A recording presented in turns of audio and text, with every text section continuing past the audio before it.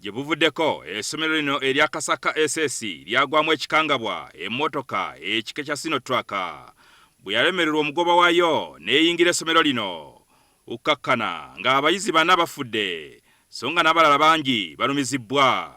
Kino kyaviirako n'essomero lino okuggalwawo okumala ennaku okusobozesa abayizi okuggwamu encukwe saako okuwa akadde abakulira essomero lino okubaako bye batereeza.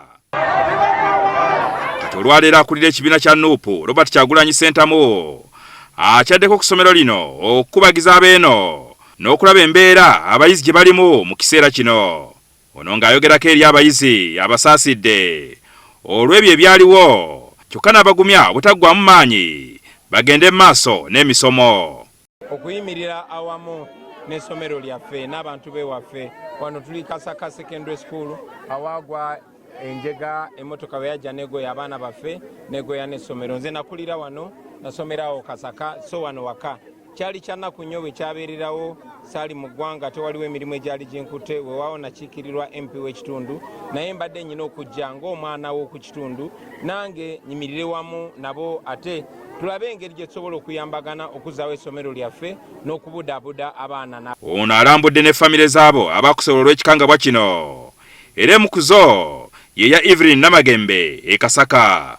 Omubaka Wakayima Musoke yagala gavumenti esitukirengamu okuyamba amasomero agaba gafunye obuzibu nga buno. Baliyambeko okugeza kompyuta laboratory yonna kompyuta baazirinnyalinnya era n'ebyuma ne bibira. Tusaba gavumenti ebayambeko okukulaakulanya laboratory eno n'okulaba ng'abaana bazzaawo mu mbeera embi gye babaleko n'ennaku gye balina.